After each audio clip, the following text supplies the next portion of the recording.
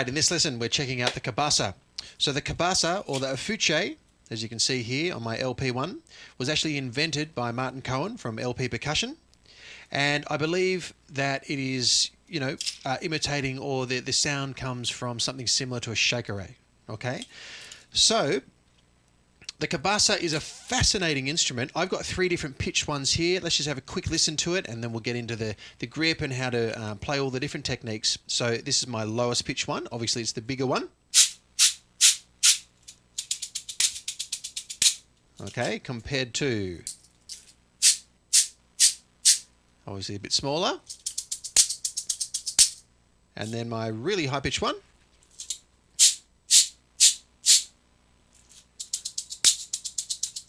Okay, so like with pretty much everything we've been doing in these auxiliary percussion lessons, and it's the same with drums and cymbals and other things, generally when things get smaller they go up in pitch. If they're bigger, they go down in pitch. So let's talk about some of the different sounds that you can get out of the Cabasa. Probably the easiest thing to do to start with is just get this scraping sound. Okay, and that's just where you've got one hand in a cupped position. The other, the Cabasa just sits in that, and the other hand is just twisting back and forth to play the different rhythms.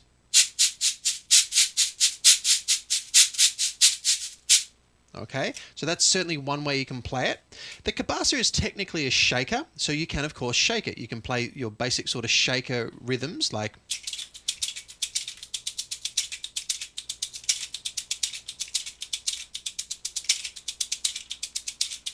you can add accents in there. Accents kind of come on the side, not so much front and back like we were doing with tambourine when we were going like this, when we were playing that red tambo, the rock tambo. More on the side, because you get more of a sort of a longer note than if you come all the way to the front and you go like that or there. It's an option. You can certainly do it. It's just instead of... All right, so, but that's another thing that you can do, both forward and back, etc. Do your little 30-second note rolls, all that sort of stuff. And then the thing that's really cool, which is very difficult to do, I've almost never had a student who could do it straight away, I know I certainly couldn't do it straight away, is these slide accents. Okay, and again, depending on the Cabasa that I'm using, those accents as well will be higher or lower pitched. So let's just have a listen to some. You can end that with an accent into your hand if you want. You can do them short, you can do them long, etc.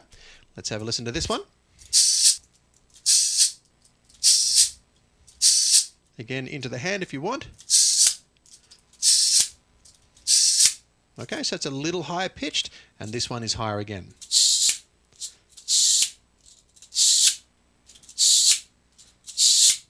Hey guys, hope you're enjoying the free lesson. If you'd like to join an amazing online drumming school where you'll get highly personalized feedback on your drumming, scroll down and click the link below for a free 7-day trial of I Can Play Drums Pro. You'll get everything a paying customer gets, including over 700 4K video lessons, 2,000 backing tracks, student reviews, feedback and lesson plans, plus the support of an amazing community of like-minded drummers from around the world. Click the link below, sign up, and we look forward to helping you reach your goals soon. Now, actually, the thing I want to start with before we get into all the playing techniques and grooves and things is if you ever go out and buy a Cabasa and you notice that the beads are really tight, then there's certain things like those slide accents that you're not going to be able to do because it's just going to go and it won't move, right? So it's really easy to fix that, right? You could just wait and over time they'll get looser, sure, but it's really easy. All you do is you unwind the handle, right? It's going to come straight off. Okay, then this bit comes off the top, okay, and then each of these rows of beads come off the instrument, and all you got to do is pull them apart, stretch them a bit, all right? It's very, what is that? I think that's high tensile wire, I'm not sure, but it's very, very strong in there, so you're not going to break them, right? And then, so spend some time, put on the tunes, spend some time, do all the rows, and then put it all back together again. Make sure you line up that nut properly. It's a double-ended nut there. Screw the handle back on. Easy peasy. right? So that's a really important, make sure you get it tight enough, don't strip it. And then, great, you've got your slide sound. I think that's really important, and some of these sounds and whatnot too, that if it's really, really tight, it can be difficult to play, okay? So let's start out with our basic sort of sliding in the hand sound, right? So you can actually get, if you don't have both hands available in the piece of music that you're playing to do this technique, there's actually stands that you can buy, again, built by LP for an LP Cabasa. I'm sure other brands do that as well for their various models, that attaches to a cymbal stand, and it's basically just got a metal kind of cupped arrangement here, and you can just turn it with one hand so that your other hand's free to do something else. Okay, so just know that there is that option on the market.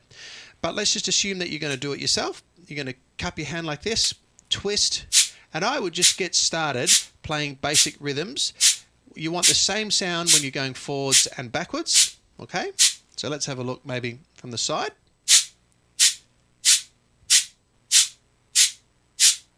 And it's very much just twisting the wrist. There's no fingers involved. It's just very sharp, deliberate twist. Okay, when you start, and if you've not done it before, you might get this kind of sloppier sort of sound.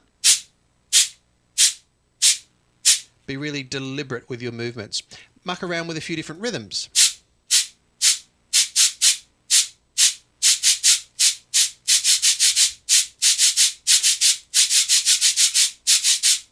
Okay, so that's like a sort of a sliding, scraping type sound.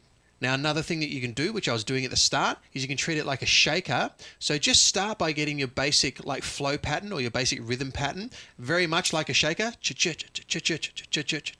Two accents, two non-accents.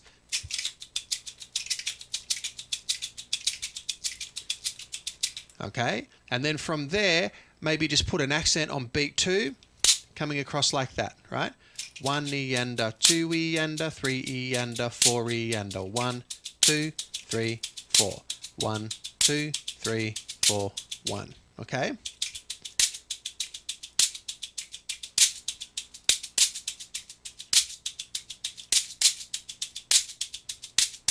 Okay, again, as I said earlier, maybe avoid that one. You can practice it if you like. First of all, it's going to really hurt your hand because your hand's taking the full impact of the Cabasa there. Over time, you might start to get a bit of a sore hand. But also, it's got a really short sound, and I prefer to get that more slide accent sound. Now, as far as playing accents towards you, like...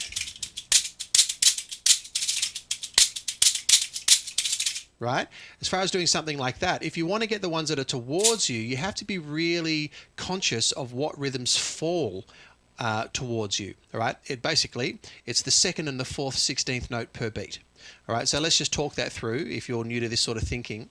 It's the same when you're doing like tambourine, you're going da-da-da-da-ja, da-da-ja-da-da-ja. Certain notes naturally fall back, some naturally fall forward. So let's talk it through. All your beats, 1, 2, 3, 4, your hand's going to be there if you want to accent on it. 1, 2, 3 E and a 4 E and a, right? All your beats, also all your in-between eighth notes. 1 and 2 and 3 and 4 and. They are also going to be forward. But the in-between 16th notes, the second and the fourth 16th, 1 E and a, you're going to have to come hand back for that because they're the ones that are going to come towards you, right? 1 E and a, 2 E and a, 3 E and a, 4 E and a, 1. Okay? You can double up as well if you like. So just be aware of that and be mindful of that as you're coming up with your different patterns. So you might want to do the stock standard like 1 E and a, 2 E and a, 3 E and a, 4 E and a, 1, 2, a, E, 4.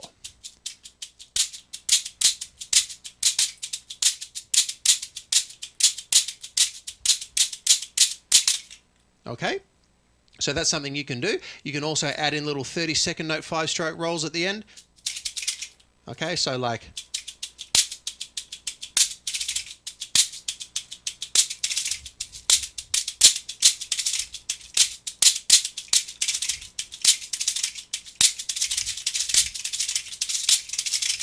Okay, that's just me going da da da da da da da da da da da. Okay, so all I'm having to think about is da, da, da, da, da, da, because in between each of them, as long as I'm being very deliberate with my motion, I'm going to get the extra notes, right? I'm going to go, instead of just, I'm thinking da, da, da, da, da, da, but I'm getting da, da, da, da, da, da, da, da, da, da, because each of these gets a note, not just the downstrokes. The upstrokes also get notes, okay? So if you have a few different cabasas, try all those patterns on the smaller ones too, right? Because this is going to be lighter. It's going to feel a little different. You need to get some muscle memory on these ones too.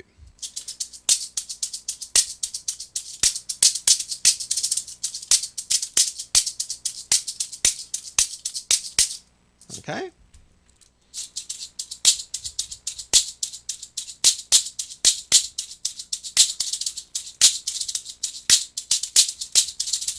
Okay, so there you go. That's how you can play some basic shaker style patterns with little accents in there too. So we've done this sort of sliding thing down here. We've done the shaking. Now let's check out that big slide that I was doing before. Need a little bit of room for this. Okay, so let's first of all have a look at what that looks like from a couple of different angles, and then I'll break down the technique. So from the side.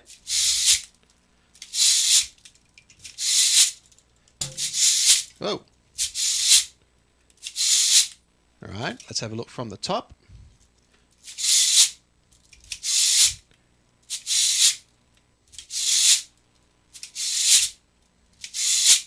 Okay, so basically what I'm doing there is I'm holding the cabasa. I've got my thumb up at this point, which is going to help facilitate the fact that I'm going to be flicking into myself. So don't hold it wrist down, otherwise you're not going to be able to move at all. You'll already be in the finish position if you're doing that. So thumb up, and I'm kind of coming across my body, and so I'm not like this, I'm not like this, I'm just sort of 45, nice and relaxed, yeah? And all I'm doing is I'm just picking up the wrist and flicking like that, okay? As I go up, I flick towards myself.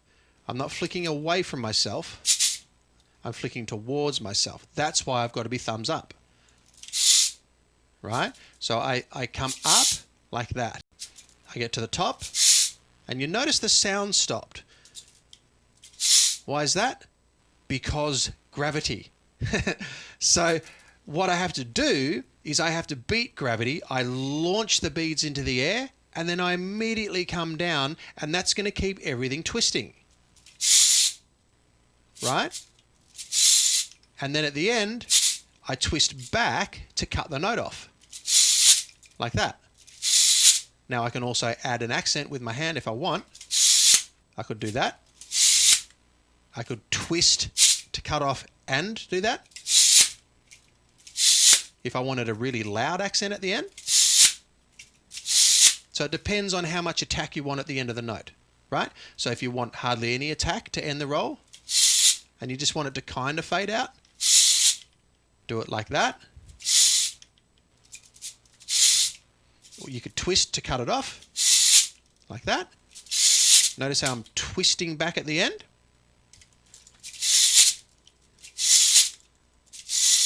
Or I could hit it into my hand. Or I could twist and hit in my hand. That's the loudest of the three. Yeah? So really important you understand that concept of gravity, because that's really dictating the whole thing. If I go up and I launch the beads and I get a nice spin, but I stop at the top, then obviously they're going to stop, right? I have to beat gravity in a sense. This is starting to sound a little bit weird, I know. But I have to overcome the fact that they are going to rest on the instrument, and I've got to come down, keep them spinning. So I launch them, then I keep them spinning by coming down. And then cut off at the end as well. Now, in the beginning you'll be like, it's not working. And then eventually you'll do one, you'll be like, oh my God, what was that? And then you'll start to dial in the fine motor skill and the muscle memory from there. Okay? Now, the trick to it is to launch it without hearing a whole lot of sound at the front. You're going to hear a little bit, but you don't want and then it launches off. You don't want, and that will happen at the start. You just want this.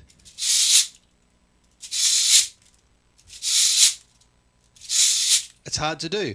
Very, very fine motor skill thing. Okay? So that's what's going on there.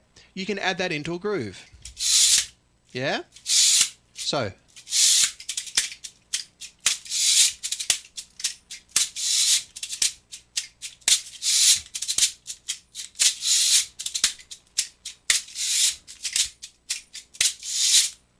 now if I want a short one, like just 1 and 2 and 3 and 4, then I only do a small movement up and back.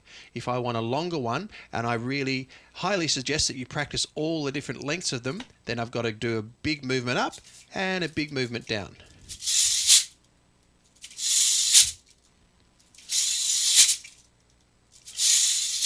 So long ones.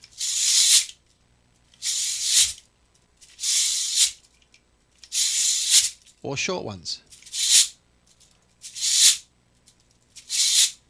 Or medium. Depends on the rhythm you're playing and the speed you're playing at. Yep. Practice that with all of them. Long ones. That's a hard, the smaller ones are hard to do long, right? Beads are smaller, sound's going to be a bit shorter. Oh, only just getting there. So there you go, guys. A few different ways to play the Cabasa. Enjoy. Be sure to click the link below for instant access to your free 7-day trial of I Can Play Drums Pro.